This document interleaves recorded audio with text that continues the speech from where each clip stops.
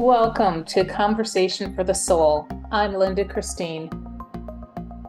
I had such a great conversation today with Carrie and Gregory Goodman. Oh my gosh, this is like the spiritual power couple. And I don't mean that to sound trite by any means. They are amazing human beings. They're world travelers. Greg followed Carrie off to the Peace Corps when they were younger. He's a photographer. He worked for National Geographic all over the globe. And they came to all these amazing realizations during their travels around the world that really helped develop them into being as connected as they are right now. And we decided during our conversation that we would say connected instead of spiritual, because that seems to sum it up really well, especially for these guys who are now parents and raising these little star beings. And we just delve in and talk about that whole journey and how they had their serendipitous stumble upon this awesome house that they found in Northern California that they never thought was even going to be in their future. So it's an interesting conversation, and I really think that you're going to enjoy it. And I think you're going to really love Carrie and Gregory. And let me know what you think. I'd love to hear in the comments below. Make sure to like, share, and subscribe. And here we go. Well, welcome. Today I have Carrie and Greg Goodman. So nice to have you guys here. Yay, so grateful to be here. I have loved following your stories online for the past year and a half. You guys are just like an amazing couple. So I really just wanted to have you come on and have a conversation with you. For those of you that don't know Carrie and Greg, they met in the Peace Corps way back in the day. And Greg was a National Geographic photographer as well, which is close to my heart because I love photography. He's very skilled.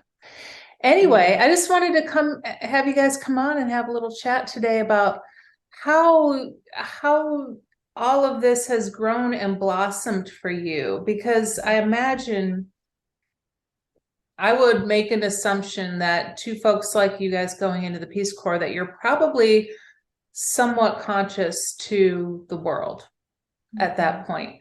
But was there a certain point where there was an awakening for you and you knew this was your calling? And then how did that bring you two together? Just go ahead and share a little bit about that. I'll make one clarification. Okay. Carrie was in the Peace Corps. I was not in the Peace Corps. I followed her down there like a puppy in love.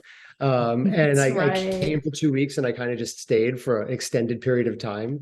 But Carrie is the inspiration here for me, for any awakening, was from seeing the world through her eyes and escaping my jaded East Coast New York, hardened, grizzled, I know how the world works and it's all about me persona and like outlook on it, to just realizing that there's so much more out there. And I'll let Carrie share whatever you want to share, but that's, yeah. Beautiful. Yeah. And before I share it, I would just like to say it's been such an honor to witness you and your growth and expansion, and just, follow the breadcrumb trail that you're on, because it's just been a really beautiful, soul-filled experience. And we just happened to be on our way driving to the Renaissance Fair with our kids, and we had all our costumes in the car, and we're super ready to just have a super playful day. And I think you had just recently done a podcast with, and I'm sorry, I don't remember his name, but this guy who speaks dragon language. And so I played that, and my kids were just like, oh my God, there's someone that speaks dragon language. And so, of course, like the rest of the car ride, they were, their little dragons were emerging. And then we got to the Renaissance Fair and people were dressed wearing dragons and as dragons. So it just fueled like this super, super magical day. And we still, my kids still talk about it. So your influence, the ripple effect that you're having on lives has been absolutely incredible. And at least the part that I've gotten to see, and there's probably even more ways that we maybe are not even aware of. So thank you for being. Thank you. That was beautiful. It's amazing. These dragons are coming forth like crazy right now. I actually have a whole dragon modality that's ready to emerge, and I'm in the process of working on it, but it will be coming forward real soon. But that was Dr. Joe Delaney. That's right. He is such an interesting man. Yes. And I think that dragon that he brought forth really activated me as well. There's a lot going on there to unpack. So thank you. That's awesome. Yeah. And just in general, right now seems to be this like super amazing time to be a human being. I mean, lots of fast and initiations for sure. Like last week, I think I cried almost every single day and was like laying in bed at night, like, can I please just fall asleep and stop like going through this, And I love to hear that right now, because I think a lot of people have the impression that it's supposed to be all, sunshine and roses flying out of your butt, and it just doesn't work that way. There's a lot of heaviness to deal with as well. So it's really nice to hear you being authentic in that way and sharing, because like we both had the coyote experience yesterday too, which was amazing. And that in itself was a good reminder of all the energies at play out there. Yeah. Yesterday was amazing because that coyote came up practically right nose to nose with me. And then we rescued a ball python, and it's always been that's a whole other subject, but it's always been a dream of mine to have a snake. And there was all kinds of trauma around, I wanted it as a kid and then I didn't get it. So anyways, now I finally got this snake, and we had her 2 days and she already shed her skin. And so I'm like, come on, you can't make this stuff up. Oh my gosh. Last night, my son and I went out to go we put out the compost and put all the chickens that we've rescued away. And an opossum came again, like we've been here 6 years. I've never seen an opossum. We're out in the forest. Yeah. And I've never seen an opossum. And she just kind of like walked up the tree a little bit. And then Bodhi and I said, hi, you're safe. We just wanted to say hi. And she just listened. She just stopped. She didn't run away. She just like looked at us. Oh, Like we were having a conversation. It was just, and these things don't surprise me anymore. Yeah. Because I've just, been on this journey for a long time. But circling back to what we were saying, I totally thought that enlightenment, especially at the very beginning of my journey, meant I would always be happy. I would always be joy-filled. I would be skipping and dancing and just in like this like super like elated state all the time. And what I have found through my personal journey is that the more we are able to broaden our bandwidth for our container for our emotions, and so like the more we're willing to go deep and actually feel and not deny, run away from or hide or like distract with food or all the other addictions, like the more we're able to just allow and witness and like kind of like the ocean, let the waves kind of flow through us, whether they're like really strong or, undulating or like just still, the more we're able to experience the other end of that spectrum where the joy comes in, but we're not rocked by it. Like it's not what we're striving for, not what I'm striving for. I'm able to kind of anchor into my knowingness, my beingness, and then allow whatever's happening around me. I mean, I'm no longer I'm doing the best to no longer try to control. And I think that was like a big thing. Like I used to really identify with being a people pleaser and like trying to keep people happy. That's not my job and I can't do it anyways. Yeah. So it's like this like super sad, agonizing experience. Like I'm doing all this stuff and this person still, and it's like, so just let it in the victim state, like just allowing all of that to just kind of shed with this snake energy, right? Yeah. And embrace being a human being, which sometimes is messy. Yeah, I think that's the biggest misnomer about living and I'm not crazy about the words, but I don't know what to say, spiritual life, Yeah, sure. living this kind of lifestyle, because people do look at you like, oh, well, you're spiritual. You're supposed to be happy all the time. Mhm. No, it's not. I let the stuff move through me. And I still even find myself somewhat pushing that away. Like the other day, I was feeling really just like defeated and deflated for some reason. And I'm like, well, I'm just going to go out to the forest and get rid of it. Well, no, I needed to go out there and let it move through me. And the coyote reminded me of that. And I'm like, okay, let it move through me. It's not comfortable. I don't like being in this space, but that's also what we signed up for. Because when we're in the ethers floating around as these magnificent souls that we are, we don't get to have this. So I also bring myself back to that. I'm not going to be able to experience this all the time, so I better drink it all in now. Yeah. Greg and I were really blessed to have, I think it was like a 33-day experience down in the Amazon. We each had our own little screened hut. Wow. And do a lot of different types of plant medicines, a lot.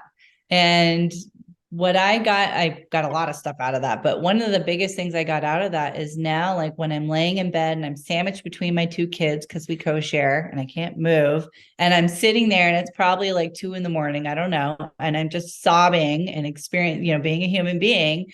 I'm like, okay, so this is what it was like in the Maloka. Like, I'm just going to sit with it and allow it to happen. And the only way is through. Yeah. Yeah. Wow, that plant medicine journey. I want to circle back to that. That sounds exciting. Yeah. Tell me, how did that come about? Was this in the recent years, post-children, pre-children? Yeah. So pre-children. We didn't take 33 days off from a 3-year-old and a 6-year-old. Yeah, you couldn't do that. Yeah, so I think really the biggest permission slip, because that term permission slip keeps coming up for me, is my mom was diagnosed with terminal cancer. And so for 9 months, I just kind of rearranged my life to kind of usher her really at the end of the day through her transition. And when she died, I really had like face to face with all of the things that she taught me to be true. And so I had always done 9 to 5. And so I knew like what life was supposed to be like through the way that I was raised and what was role modeled. And then when she died, and for whatever reason, the way that she filled out the form, she didn't get her retirement plan. Like, it was like crazy. So this thing that she had been telling me, like, do a stable job because then you're taken care of, like, was actually didn't happen for her. And so I had always had a dream of going India. Like, I don't know, I think as children and maybe as adults, it starts to fade if we're not listening. But like, I always had the ding, I have to go to India. Just always, and finally it was like, okay, I'm going to go get and I always wanted to be a yoga teacher trainer. So I just, that was my permission slip after she transitioned. Like, I quit my job and Greg and I had just gotten married, and I was just like, I'm going to go get my yoga teacher trainer in India. And so I did that. And then of course we loved India, never wanted to leave. So we hung out there for forever. And then I really got passionate about something called acro yoga, or partner yoga. It's where I lay down, I put my feet up, and people do yoga poses on my feet in the air. And I was told that the only way I could get a certification was if I got my Thai massage certification. So following the breadcrumb trail, then we went to Chiang Mai, a northern town up in Thailand, which we had been there before, and we were like, it's kind of a party town. We don't need to come back here. And then we ended up living there on and off for 2 years. And that was like my spiritual awakening, kind of like, I just really got to like sink into like, it was like a retreat, like a personal retreat. And I got to do all my meditation, and there was an amazing yoga studio that brought in people from around the world and had all their various offerings. And like weekly, we got to do sound healing, and, it was just like paradise. And while I was there, this is a long answer, but I'm getting closer to the end of it. Because this is my life, I right? like it. Keep going. We're just following the breadcrumbs. And so I was doing my ecstatic dance. It's called movement facilitation. It's kind of like 5 rhythms. So I was getting my certification to be a facilitator in something else. And Greg went off to Burma or something to travel. And I had like a couple of weeks where I got to just basically focus on this facilitation thing. And then I was just meditating. So it was basically, I was in a silent meditation retreat for a couple of weeks while also doing this facilitation thing. And then I don't really watch, I used to watch movies and documentaries, but it has not been a priority for me. But for some reason, I clicked on a link and it was a documentary of these people's journey who had cancer, terminal cancer, who had addictions, who were struggling with life for one way or another. And they found out about this amazing retreat space down in the Amazon, and they lived in a screen. Each person had their own screen. Literally, it's a screen. Like there is no real separation between you and the jungle. And that's the Amazon. So it's not like, the redwood forest in my backyard where it's like small little teeny ants. Yeah, it's big creepy crawlies, it's right? Like no joke. And anyways, fast forward, I watched that documentary. Something told me, watch this documentary. And I was like, I have to have that experience. Like I have to be a part of that. And then I went out of my mind. And then however many months later, like 6 or 7 months later, we were on a bus in Bolivia. So then we finally went down to South America, and we took a tour, which we never do tours. And someone sat on a bus next to us and was like, oh, you should do this permaculture thing. So we thought it was permaculture. It turns out we signed up for the exact same retreat with the exact same people in the exact same screened huts. Oh my gosh, you know what I mean? You can't make this stuff up. Yeah. Wow. So, wow. And I wanted to do it by myself. I was like, Greg, I'm going to have a 33-day silent meditation retreat and you're not coming. And he's like, I am coming. So you did plant medicine too? Yeah. Yeah, like ayahuasca, combo, all the above, everything. We did, it's so funny. Combo keeps coming into my field lately, but I didn't do, that wasn't available there. I don't know if that's only in Mexico, but this was down in Peru. And so it was grandmother, San Pedro, a ceremony with cocoa leaves and cacao. So we did breath work with cacao with the heart opener, and we would breathe to the beat of their drums. Oh my! What in kind the of Amazon, right? What kind of things opened up for you when you did that? Yeah, like we were what? ready. Yeah. What was your biggest takeaway from that? I feel like I've done a lot of talking. I have a notebook this thick with my biggest takeaways from that month. Wow. Like, okay, what was the most unbelievable thing that you experienced during that time that was just like people might go, I don't know, that sounds really extraordinary. When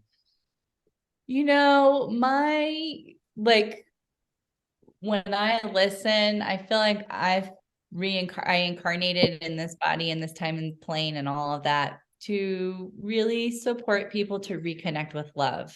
That love is like really our true essence, and that all the other stuff is just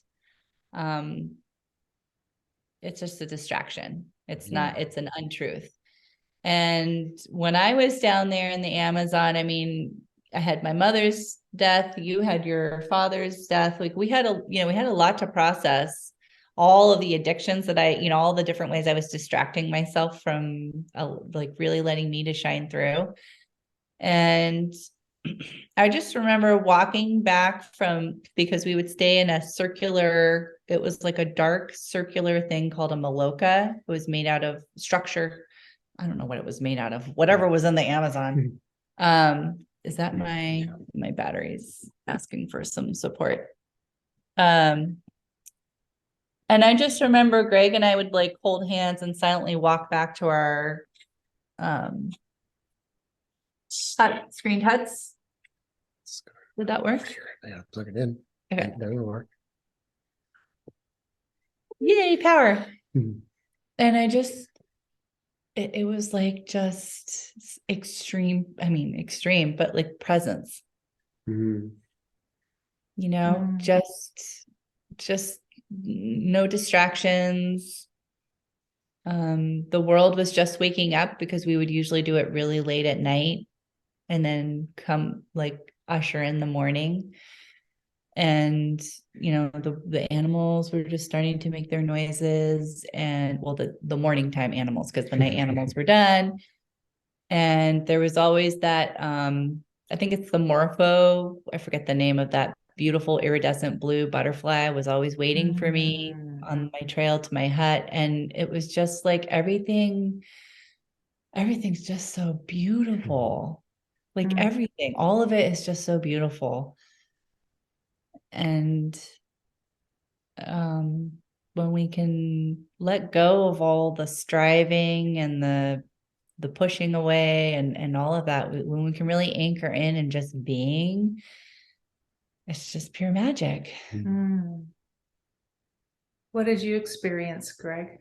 Like what, Well, yeah, you had earlier in this lovely chat, you had said the word spirituality and how that doesn't quite, like, what word is it to sum it up? Yeah. And the word that occurred to me was, instead of spirituality, it's connection, right? Like connecting to ourselves in all the different ways that we are, and allowing them to be, and not trying to, as we've said, push them away with insert vice or distraction method here. Yeah.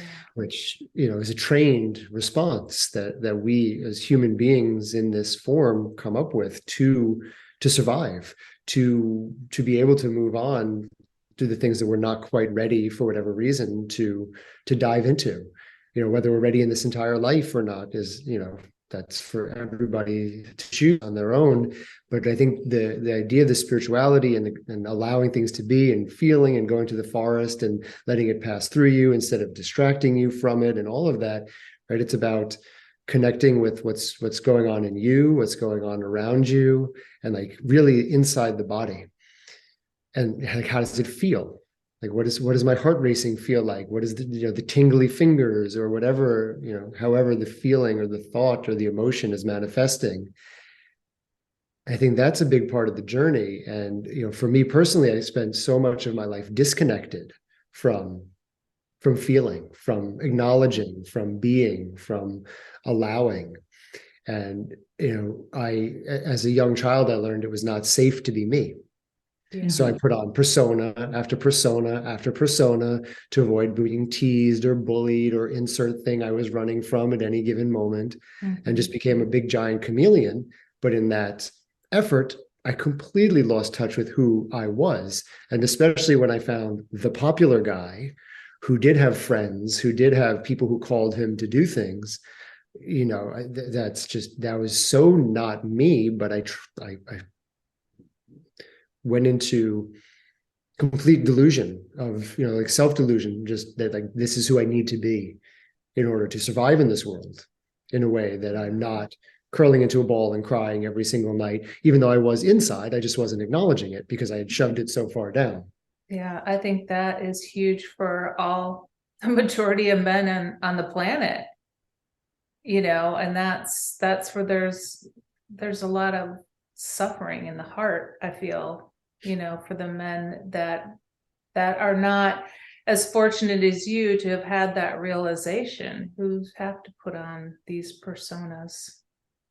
Well, it took a long time. It wasn't until my 30s that this realization even started to become a glimmer, let alone something that's, you know, become an integral part of my life. And it was actually, you know, there's like a little event here or there, but it was also in Chiang Mai when we were living in Thailand, where we had a little scooter and we would scoot to this, you know, yoga tree event, and we'd scoot over to this kirtan, and we'd scoot over to this, like, you know, ecstatic dance or 5 rhythms or whatever. And we were in this like beautiful little community there. And I'd never had that, but I'd never had a community that accepted me for me. Mm-hmm. And that the community was built on openness and honesty and compassion and love and treating each other and humanity and our earth and our glow, our universe with respect and reverence.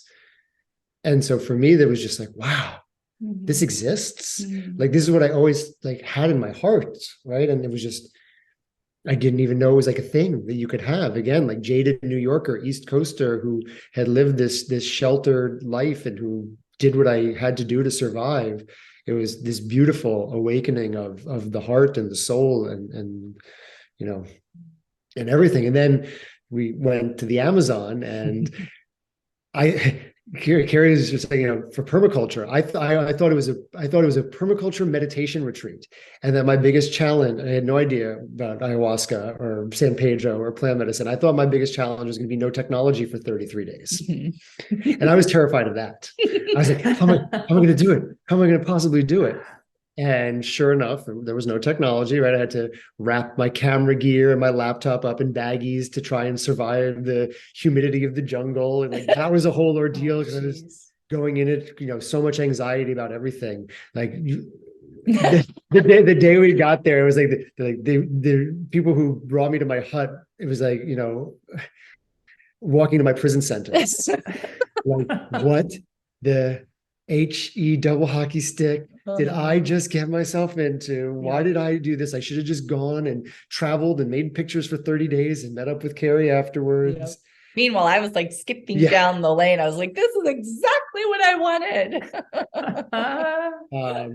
Bless your heart, Greg. Something labeled the 33-day transformation retreat. That is exactly what happened to me over that. And it's like, once I stopped resisting and accepted that I was here and I was committed to doing it, and that it's okay to be terrified of all of it, and the giant spiders and the flesh-eating ants and the giant dragons, and no, none of these things, but the giant spiders, yes. But there was just everything, like nature. Again, like I had never lived in anything like that, and everything around me was scary.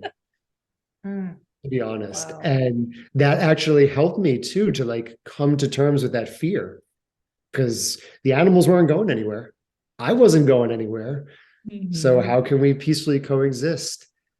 And with all that said, I think, the biggest transformation from that, I guess, the beautiful connection, like, sitting in ceremony and the realizations, like, I'm not kidding. Like, my notebook's this thick of just journaling, because what was there to do? Journal by firelight, and to draw, to reconnect with Gregory instead of Greg, right? Like with me and who I was. And like, I even changed my name back to Gregory in the course of that retreat, because Greg was a persona that I took on because Gregory it was not safe to be him. And so I reconnected with Gregory and learned to love him and to embrace him and to hug him and to allow him to be. And eventually it was too confusing to try and get everybody, when we got back home, to start calling me Gregory again. So I'm like, fine, I can still be Gregory in my heart and Greg on the outside. It's easier that way. But that was huge. It was just like, just allowing all the things that I did not feel safe to feel, to express, and to be. And of course, that was just, what happened there. And then that journey continues every day of my life. Then we became parents, and then it intensified. And right. And like I can only imagine without the experiences that we had in Chiang Mai and in the Amazon, like what I would be as a father and how I would handle the daily triggers and things that are thrown at me, at us, at any parent. And, how do I get to choose to respond instead of react? And then, of course, when I inevitably react instead of respond, how do I work through that? And how do I show up for Carrie and for our family and for my kids and my son? Like, what does my son see as what a man is, or, in this world, or Luna, or anyone, right? Like, all of it, of just successfully, with dips and flows of just being with whatever comes up, and not shaming myself and not shoving it down and forcing myself to stand there with the raging inferno that ignites inside me sometimes. I have to say, I'm quite envious of the two of you. I was a working mother, 10-hour days with my oldest child, severely ADHD, picking him up at school for breaking the window in the principal's office and all these crazy things, to my daughter, who seemed to be a cakewalk until she was a teenager, to my youngest, who was diagnosed on the autism spectrum. So I see the two of you and I go, what I would so love to be in the place I'm in now and be able to re-raise those children. It's so wonderful that you have done so much work internally on yourselves to be able to be in this beautiful space that you are. Because I read that you've had some challenges with your oldest in raising him, and I know what I went through, and I know some of the horrible things that I've said during that whole process, that all I can do is talk with my adult children now and, try to do the best I can do, and I know I did the best I could with what I had at the time, but wow, what a great place for you guys to be in. Not to say that it's easy by any stretch, because it's not. Yeah. What I appreciate most about we'll call it the connection, this way of looking at it, like what helps me is seeing every big feeling, every whatever comes up as an opportunity, instead of as and obviously some days it's a lot easier to see them as opportunities than others, and yeah, of course. But like, I think that's such a huge, it's been a huge shift for me, is looking at it that way, in like the opportunity to feel it fully, to dive in, to apologize to my kids if I do not respond in a way that I wish I had, right? Like, all of it is just, they're all gifts and little opportunities. Yeah, to see them as little beings that are trying to sort out all these feelings that are hitting them upside the head. Like, they don't know what all that is. It's incredible. Yeah, it's been quite a journey. We just got both of our kids into a little program that's Waldorf based, which whatever about all the different styles, but this specific program is really into something called eurythmy, and just really supporting the kids to embody, to like really be in their body and to be on a schedule and to have a lot of rituals. And they bring a lot of really beautiful spiritual practices to it. And I mean, we have seen like a night and day shift, specifically with Bodhi, our oldest, since putting him in this program. I mean, we also have been through 6.5 years of doing everything possible, really. Like, we've gone to every healer, we've gone to everything possible. We've got a homeopath that does, and this finally, like, we finally have the right combination of things that are working, where we're finally seeing what Bodhi's like homeostasis, like what his like normal, but like what his like normal thriving point can be. Whereas before it was just all over the place. And so I could never really know how I could support him. I mean, I was doing everything I could, but I could never really know how to support him because he was just always so erratically away from his center point. And so now he's at a center point. And so we have these beautiful neighbors, and they have kiddos kind of the same age. And they came over one day for like, I don't know, half an hour or something like that. And it went from play to, there was a shift in the dynamic, and the play changed. And before I would have just been like, well, that's just how Bodhi is. He starts, whenever he's around friends, he just gets this way, right? Where like, there's a voice change, there's some kind of a hint of aggression, like it's starting. The ramp up has started. And before I was just like, well, that's just how it is. And there wouldn't be that much that I could do. Like I would just try to change, I would distract, I would try to change the game that they were playing or whatever, right? Like divert. Yeah. Let's do the next thing. Let's go away. Let's go move. Let's get in the forest. Like, right, all the things. And now I'm just like hardcore. I'm like, all right, friends, we're done. You know, thanks for coming over. I do it in a kind way, but he's in my mind, I'm recognizing he's dysregulated. And so I need to help support him. And so the friends left and we went and did some pillow play, some laughter, whatever. And it took like half an hour. It took a while to get him back, but then he was back. The Bodhi that I now know to be who he actually is. Not that the other parts aren't part of him, but like where he's like shining. And then the friends came back a couple hours later for dinner and it was totally fine, but it's like, but it took that extreme schedule that's happening right now with with the support of the Waldorf.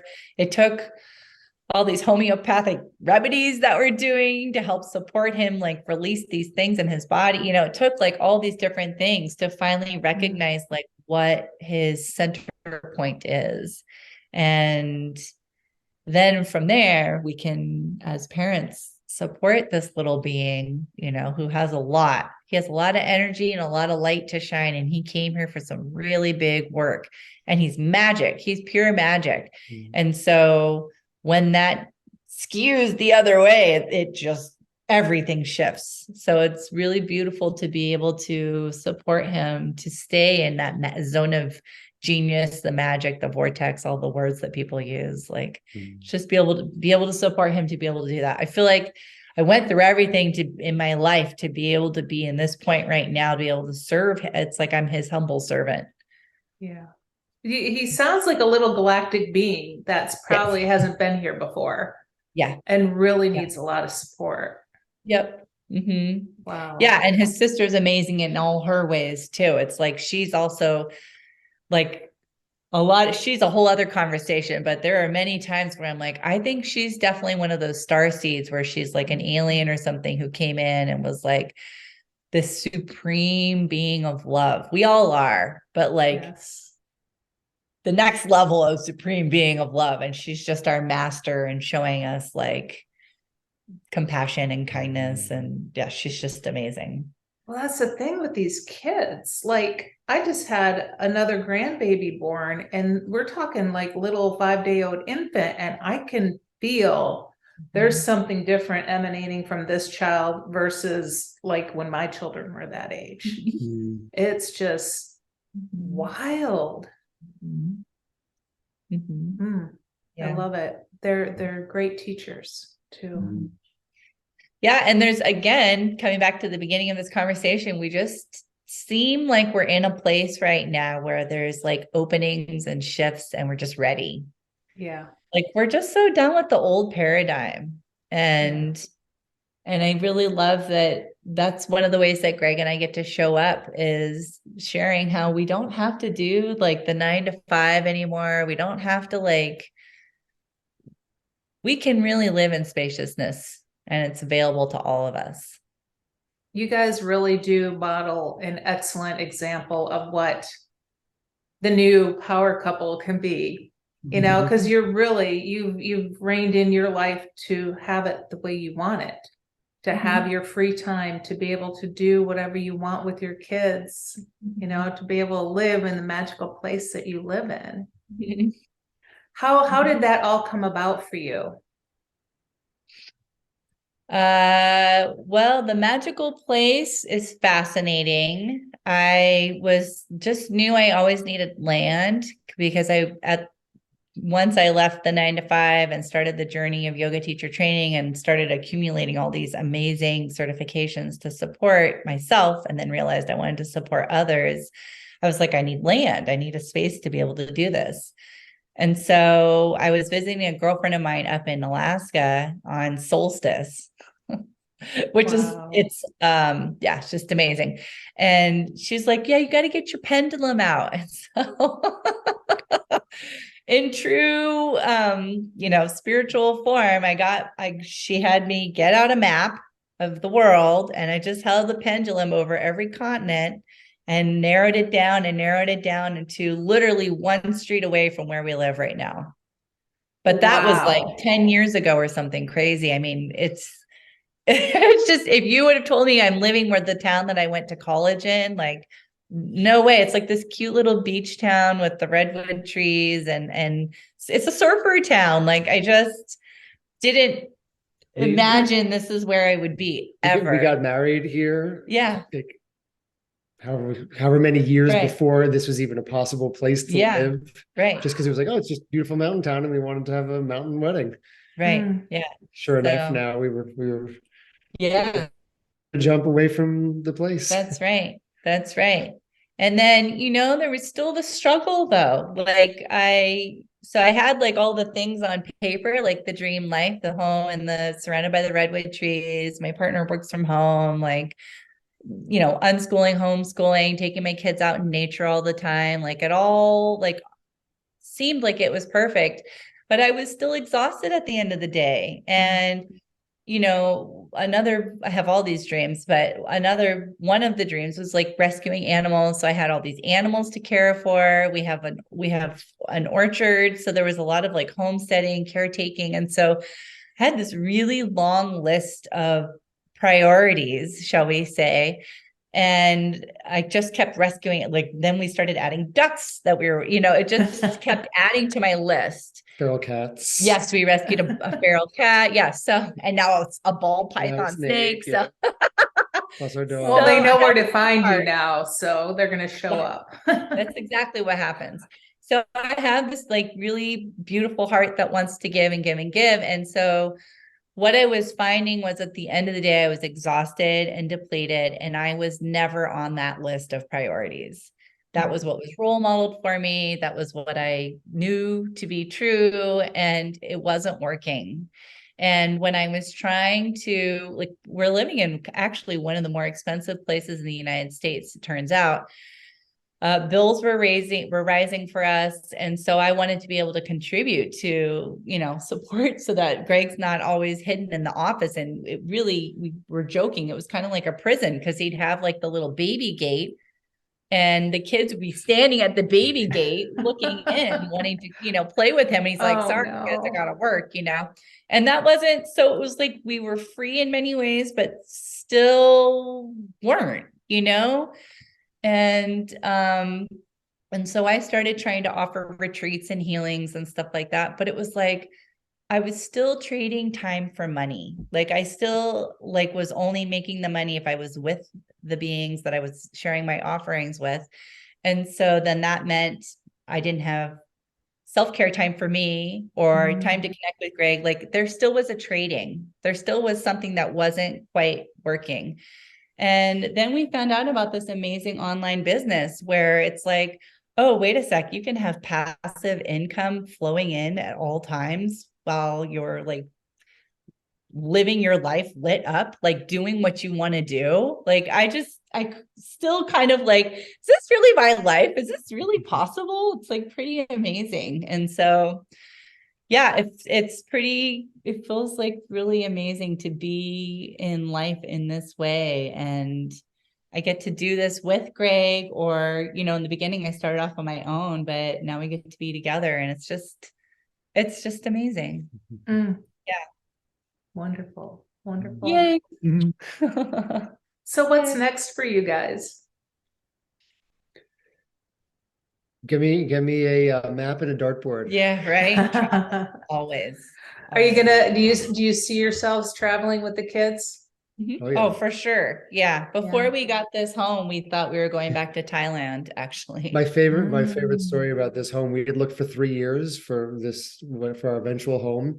And we were done looking. We kept getting booted out of houses because they were turning them into Airbnbs or selling them. The Santa Cruz market, the Northern California market is rough from what I understand. And we were just like, we're done. We're taking Bodhi. There was no Luna yet. We're moving back to Thailand. We're going to travel. The day we got his passport was the day we found this house. Mm-hmm. Wow. It's really okay. I guess we're staying. Yeah. And, due to life and global things and just not being the right time for our family, We haven't really, we have yet to take the kids abroad, and we are excited to change that. We actually did have tickets.